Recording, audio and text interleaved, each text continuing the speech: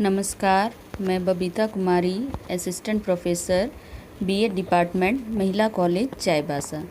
आज का मेरा टॉपिक है लैंगिक असमानता को दूर करने के लिए संवैधानिक एवं सरकारी प्रयास, constitutional and government efforts to remove gender inequality. यह BEd semester 4 paper 6 gender school and society के यूनिट 1 जो कि जेंडर रिलेटेड कॉन्सेप्ट से लिया गया है। इसके पिछले वीडियो में हम लोगों ने लैंगिक असमानता को दूर करने के विभिन्न उपायों के बारे में चर्चा की थी। आज हम लोग उसी को कंटिन्यू करते हुए लैंगिक असमानता को दूर करने के लिए जो संवैधानिक एवं सरकारी प्रयास किए गए हैं उसके बारे में हम लोग चर्चा करेंगे। तो आइए शुरू करते हैं। स्त्री पुरुष असमानता को दूर करने के लिए भारतीय संविधान ने अनेक सकारात्मक कदम उठाए हैं। संविधान की प्रस्तावना हर किसी के लिए सामाजिक, आर्थिक और राजनीतिक न्याय प्राप्त करने के लिए लक्ष्यों के साथ ही अपने सभी नागरिकों के लिए अवसर की समानता और अवसर प्रदान करने के बारे में बात करती है। महिलाओं को वोट डालने का अधिकार प्राप्त है। संविधान का अनुच्छेद 15 में लिंग, धर्म, जाति, जन्म और स्थान पर अलग होने के आधार पर किए जाने वाले भेदभाव को निषेध करता है। अनुच्छेद 15(3) किसी भी राज्य को बच्चों और महिलाओं के लिए विशेष प्रावधान बनाने के लिए आधिकारिक करता है। इसके अतिरिक्त राज्य के नीति निदेशक तत्व भी ऐसे बहुत से प्रावधानों को प्रदान करता है जो महिलाओं की सुरक्षा और भेदभाव से रक्षा करने में मदद करता है। इन संवैधानिक सुरक्षा उपायों के अलावा विभिन्न सुरक्षात्मक विधान भी महिलाओं के शोषण को खत्म करने के और समाज में उन्हें बराबरी का दर्जा देने के लिए संसद द्वारा पारित किए गए हैं। उदाहरण के लिए सती प्रथा उन्मूलन 1987, जिसके अंतर्गत सती प्रथा को समाप्त करने के साथ ही इस अमानवीयकृत कार्य को दंडनीय अपराध बताया गया है। फिर है दहेज प्रतिषेध अधिनियम 1961, इसमें दहेज की प्रथा को खत्म करने के लिए कहा गया है। नेक्स्ट है विशेष विवाह अधिनियम 1950, जिसमें अंतरजातीय या अंतर धर्म से शादी करने पर विवाहित जोड़ों को विवाह को सही दर्जा देने के लिए। नेक्स्ट है प्रसव पूर्व निदान तकनीक विनिमय और दुरुपयोग निवारण विधेयक कन्या भ्रूण हत्या और कई इस तरह के कृत्यों को रोकने के लिए 1991 में संसद में पेश किया गया, जिसे 1994 में पारित किया गया है। इसके अलावा भी संसद समय समय पर समाज की बदलती हुई परिस्थितियों के अनुसार लागू नियमों में महिलाओं की सुरक्षा को ध्यान में रखते हुए बहुत से सुधार करती रहती है। उदाहरण के लिए भारतीय दंड संहिता 1860 में धारा 304B को दहेज को, जिसमें दुल्हन की मृत्यु या दुल्हन को जलाकर मार देने की कुकृत्य को विशेष अपराध बनाकर आजीवन कारावास का दंड देने का प्रावधान किया गया। भारत में महिलाओं के लिए बहुत से संवैधानिक सुरक्षात्मक उपाय बनाए गए हैं, पर ज़मीनी हकीकत इससे बहुत अलग है। इन सभी प्रावधानों के बावजूद देश में महिलाओं के साथ आज भी द्वितीय श्रेणी के नागरिक के रूप में व्यवहार किया जाता है। पुरुष उन्हें अपनी कामुक इच्छाओं की पूर्ति का माध्यम, महिलाओं के साथ अत्याचार अपने खतरनाक स्तर पर है। दहेज प्रथा आज भी प्रचलन में है। कन्या भ्रूण हत्या भी रुकने का नाम नहीं ले रही है। लैंगिक असमानता को दूर करने के लिए किए गए सरकारी प्रयास।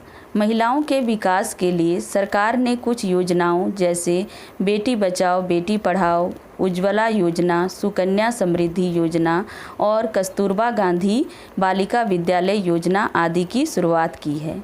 महिला सशक्तिकरण के लिए बनाई गई योजनाएं निम्नलिखित हैं। पहला है आपका बेटी बचाओ बेटी पढ़ाओ कार्यक्रम। दूसरा है किशोरियों के सशक्तिकरण के लिए राजीव गांधी योजना, जिसे सबला योजना भी कहा जाता है। नंबर 3 है इंदिरा गांधी मातृत्व सहयोग योजना। नंबर 4 कस्तूरबा गांधी बालिका विद्यालय योजना। नंबर 5 प्रधानमंत्री उज्ज्वला योजना। नंबर 6 स्वाधार घर योजना और नंबर 7 है महिलाओं के लिए प्रशिक्षण एवं रोजगार कार्यक्रम STEP। सबसे पहले हम बेटी बचाओ और बेटी पढ़ाओ कार्यक्रम के बारे में बात करेंगे। इसमें बालिकाओं के अस्तित्व, संरक्षण और शिक्षण को बढ़ावा देने के उद्देश्य से 22 जनवरी 2015 को पानीपत, हरियाणा में इस कार्यक्रम की शुरुआत की गई थी। इस कार्यक्रम का उद्देश्य लड़कियों के गिरते लिंगानुपात के मुद्दे के प्रति लोगों को जागरूक करना है। इस कार्यक्रम का समग्र लक्ष्य लिंग के आधार पर लड़का और लड़की में होने वाले भेदभाव को रोकने के साथ साथ प्रत्येक बालिका की सुरक्षा, शिक्षा और समाज में स्वीकृति सुनिश्चित करना है। नेक्स्ट हमारा है किशोरियों के सशक्तिकरण के लिए राजीव गांधी योजना सबला। केंद्र सरकार द्वारा प्रायोजित इस कार्यक्रम की शुरुआत 1 अप्रैल 2011 को की गई थी। इस कार्यक्रम को महिला एवं बाल विकास मंत्रालय की देखरेख में चलाया जा रहा है। इस कार्यक्रम के तहत भारत के 200 जिलों से चयनित 11 से 18 आयु वर्ग की किशोरियों की देखभाल समेकित बाल विकास परियोजना के अंतर्गत की जा रही है। इस कार्यक्रम के तहत लाभार्थियों को 11 से 15 और 15 से 18 साल के 2 समूहों में विभाजित किया है, जिसमें पहला है पोषण, जिसमें 11 से 15 वर्ष की लड़कियों को पका हुआ खाना दिया जाता है, और दूसरा है गैर पोषण, जिसमें 15 से 18 वर्ष तक की लड़कियों को आयरन की गोलियों के साथ अन्य दवाइयाँ भी मिलती हैं। नंबर 3 है इंदिरा गांधी मातृत्व सहयोग योजना। यह मातृत्व लाभ कार्यक्रम 28 अक्टूबर 2010 को शुरू किया गया था। इस कार्यक्रम का मुख्य उद्देश्य 19 साल या उससे अधिक उम्र की गर्भवती और स्तनपान कराने वाली माताओं को पहले 2 बच्चों के जन्म तक वित्तीय सहायता प्रदान करना है। इस कार्यक्रम के तहत सरकार द्वारा नवजात शिशु और स्तनपान कराने वाली माताओं की बेहतर देखभाल के लिए 2 किस्तों में 6,000 रुपये की वित्तीय सहायता प्रदान की जाती है और यह कार्यक्रम भी महिला एवं बाल विकास मंत्रालय द्वारा चलाया जा रहा है। नंबर 4 है हमारा कस्तूरबा गांधी बालिका विद्यालय योजना। यह योजना का शुभारंभ 2004 में किया गया था। यह योजना 2004 से उन सभी पिछड़े क्षेत्रों में क्रियान्वित की जा रही है जहां ग्रामीण महिला साक्षरता की दर राष्ट्रीय स्तर से कम है। इस योजना का मुख्य लक्ष्य 75% अनुसूचित जाति, जनजाति, अत्यंत पिछड़ा वर्ग तथा अल्पसंख्यक समुदाय की बालिकाओं तथा 25% गरीबी रेखा से नीचे वाले परिवार की बच्चियों का दाखिला कराना है। नंबर 5 है प्रधानमंत्री उज्ज्वला योजना। इस योजना की शुरुआत प्रधानमंत्री मोदी द्वारा 1 मई 2016 को की गई थी। इस योजना के अंतर्गत गरीब महिलाओं को मुफ्त LPG गैस कनेक्शन मिलेंगे। ये महिला सशक्तिकरण को बढ़ावा देना और उनकी सेहत की सुरक्षा करना है। इस योजना के माध्यम से सरकार ग्रामीण क्षेत्रों में खाना बनाने में इस्तेमाल होने वाले जीवाश्म ईंधन की जगह LPG का उपयोग को बढ़ावा देकर पर्यावरण को स्वच्छ बनाने में महिलाओं की भूमिका को बढ़ाना चाहती है। नंबर 5 है प्रधानमंत्री उज्ज्वला योजना। इस योजना की शुरुआत प्रधानमंत्री मोदी द्वारा 1 मई 2016 को की गई थी। इस योजना के अंतर्गत गरीब महिलाओं को मुफ्त LPG गैस कनेक्शन मिलेंगे। ये महिला सशक्तिकरण को बढ़ावा देना और उनकी सेहत की सुरक्षा करना है। इस योजना के माध्यम से सरकार ग्रामीण क्षेत्रों में खाना बनाने में इस्तेमाल होने वाले जीवाश्म ईंधन की जगह एलपीजी का उपयोग को बढ़ावा देकर पर्यावरण को स्वच्छ बनाने में महिलाओं की भूमिका को बढ़ाना चाहती है। नेक्स्ट हमारा है नंबर 6 स्वाधार घर योजना। यह योजना 2001-2002 में शुरू की गई थी और इस योजना को महिला एवं बाल विकास मंत्रालय के माध्यम से चलाया जा रहा है।